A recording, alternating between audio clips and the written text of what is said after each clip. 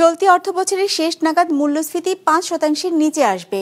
নীতির ধারাবাহিকতা থাকলে পরবর্তী সরকারের সময় তা ৩% নিচে নামবে, এমন আশাবাদ ব্যক্ত করেছেন বাংলাদেশ ব্যাংকের গভর্নর।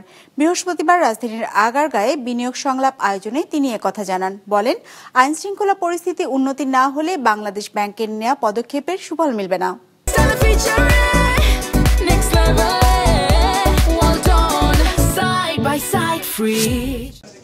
ব্যাংক ঋণের উচ্চ সুদহার, অগ্রিম আয়কর, এইচএস কোডের জটিলতা আর জ্বালানি সংকটে দেশের উদ্যোক্তারা স্বাভাবিক হয়নি। আইন শৃঙ্খলা পরিস্থিতি রয়েছে, আমলাতান্ত্রিক জটিলতাও। আইএমএফ এর শর্ত মেনে ব্যবসা পরিচালনা কঠিন হয়ে পড়েছে তাদের জন্য। রাজধানীতে বিডা আয়োজিত বিনিয়োগ সংলাপে এসব কথা জানান ব্যবসায়ীরা। অনেক কথাবার্তা হলো, অনেকে হলো, কিন্তু আমরা তো কার্যকরী পদক্ষেপ এখনো পর্যন্ত দেখতে পাচ্ছি না। যারা বড় বড় ডিফল্টার তারা বহাল তবিয়তেই আছে, কিচ্ছু হয়নি, বেশ লম্বা সময় বড় হয়ে গেল।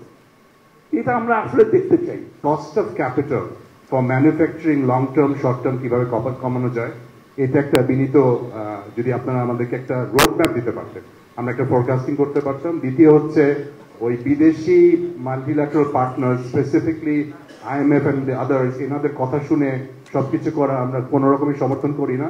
তবে আইএমএফ এর পরামর্শে সরকার পরিচালনার অভিযোগ সঠিক নয় বলে জানানো হয় অনুষ্ঠানে। বলা হয়, আগামী বছরের মার্চ নাগাদ খেলাপি ঋণের পরিমাণ 35% থেকে কমিয়ে 30%-এর নিচে আনা হবে।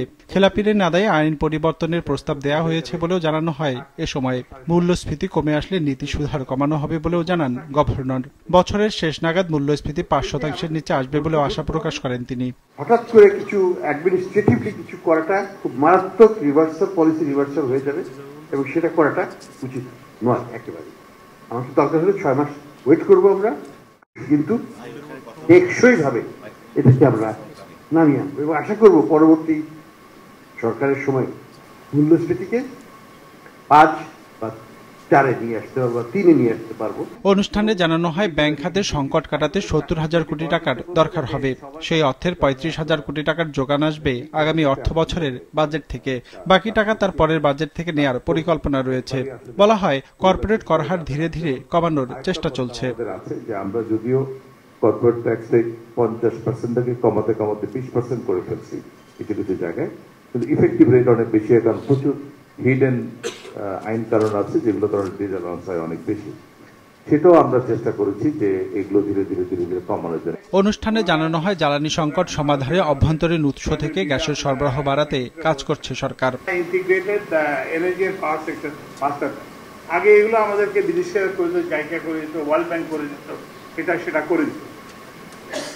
তো এখন আমরা এটা নিজেরাই করতেছি। বিনিয়োগ প্রযুক্তির উন্নয়ন ছাড়া দেশের পরিবর্তন হবে না জানিয়ে ব্যবসা বান্ধব টেকসই বিনিয়োগ পরিবেশ গড়ে তোলার পরামর্শও দেওয়া হয় আলোচনায়। এই যে একটা ক্ষমতা। রঞ্জিবুল মিজান, বিজনেস রিপোর্ট, মাছরাঙা টেলিভিশন।